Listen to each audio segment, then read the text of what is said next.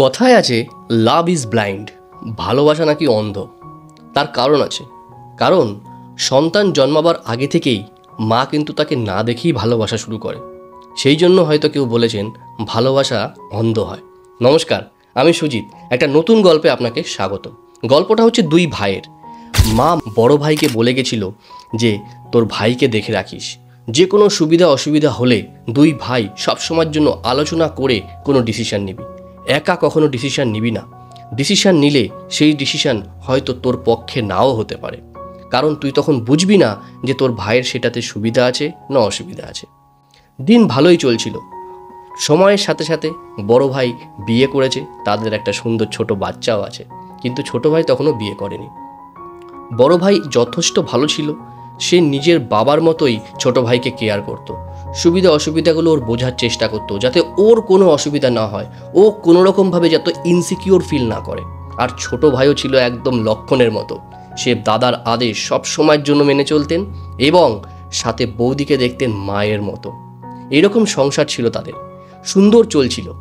একদিন হলো কি, দুই ভাই যখন খামারে গেল আর কি, যখন চাষ করতে গেছিল, চাষের পর গম যখন গোনা হবে সেই দিনটাতে হলো আসল ঘটনা। এই ঘটনা ঘটেছিল যখন বড় ভাই বলল অনেক দুপুর হয়ে গেছে ছোট ভাইকে, যে তুই খেয়ে আয়, তারপরে বাকি কাজ হবে।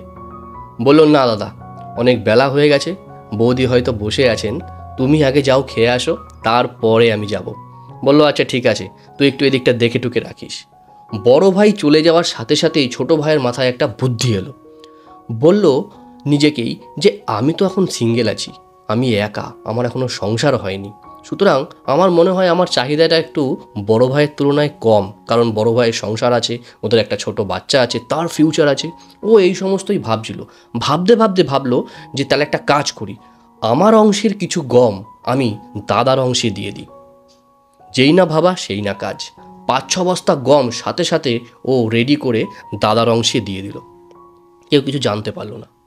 বড় ভাই রীতিমতো সময় করে এলেন এবং বলল যা ভাই, তোর বৌদি বসে আছেন এখনো খাইনি, তাড়াতাড়ি যা গিয়ে খেয়ে আয়, অনেক সন্ধ্যা হতে আসলো। বলল ঠিক আছে দাদা, তুমি এদিকটা একটু সামলে রেখো, আমি এক্ষুনি আসছি।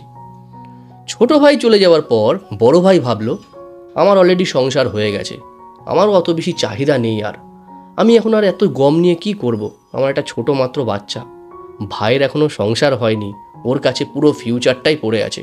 এক কাজ করি, ও তো এখন নেই, আমার থেকে 7-8 বস্তা গম আমি ভাইয়ের অংশে দিয়ে দিই, কারণ তাহলে ওর ফিউচারটা ভালো হবে, কারণ ওর এখন সঞ্চয়ের প্রয়োজন। বড় ভাইও ঠিক তাই করলো। ছোট ভাই আসার আগে সাথে সাথে গম রেডি করলো, 5-6 বস্তা গম যতটুকু পেরেছে ভাইয়ের অংশে দিয়ে দিল। খুব ব্যালেন্সিংভাবে দুজনের শেয়ার যা ছিল তাই থাকলো, কেউ একটু কমও পেল না, কেউ একটু বেশিও পেল না। কিন্তু ছোট ভাই আসার পরে সে রিয়ালাইজ করলো যে সে যে বস্তাগুলো রেখে গেছিলেন এবং ধান মাপার পরে দেখলো যে দুই ভাইয়ের ঠিক সেম অংশের গম রয়েছে। বড় ভাইও ব্যাপারটা বুঝতে পারলো না যে আমি দেওয়ার পরে কেন এতটা কম হলো বা এতটা বেশি হলো, এতটা হওয়া উচিত নয়, ওরটা যা ছিল ওরটা তো বেশি হওয়া উচিত ছিল। আর ছোট ভাইও ভাবছে আমিও তো দিয়ে দিলাম দাদাকে। দুই ভাইয়ের ভিতরে একটা আত্মসন্তুষ্টি তৈরি হলো, দুই ভাই পুরো ব্যাপারটা বুঝে গেল। বন্ধুরা, গল্পটা খুব ছোট, গল্পটায় এটাই বোঝানোর চেষ্টা করলাম যে আজকালকার দিনে যদি সৎ থাকো আর নিজের পরিবারের প্রতি যদি নির্লসভাবে নিঃস্বার্থভাবে তুমি কর্ম করে যাও, জীবনে কখনো তুমি ঠকবে না। আর এটাই হচ্ছে নিয়ম, যে তুমি যেমন কর্ম করবে ঠিক ফলটা সেরকমই পাবে। যদি ভালো লাগে ভিডিওটা, অবশ্যই তুমি যদি দাদা বা ভাই হও শেয়ার করো, যদিও শেয়ার করাটা খুব টাফ এই আজকালকার যুগে, কারণ আমাদের ভিতরে ইগোটা অনেক বেশি। কিন্তু আমি বলছি, আমি রিকোয়েস্ট করছি, এই ইগোটাকে একটু দমিয়ে তুমি অবশ্যই ভিডিওটা শেয়ার করো, দেখবে ভালো লাগবে। আর শেষ করার আগে সবসময় যেটা বলি, ঈশ্বরের আশীর্বাদ, বাবা মার আশীর্বাদ আর আপনজনের আশীর্বাদ নিয়ে এমন কিছু কাজ করো যেটা দেখে সবাই তোমার মতো করতে চাইবে, কারণ জীবন তো একটাই। প্রত্যেক বুধবার আর শনিবার সন্ধ্যা 6টার সময় এই ধরনের মোটিভেশনাল স্টোরি আমার চ্যানেলে আসে। যদি ভালো লাগে অবশ্যই চ্যানেলটিকে সাবস্ক্রাইব করবেন আর ভালো থাকবেন। নমস্কার, দেখা হচ্ছে একটা নতুন ভিডিওতে।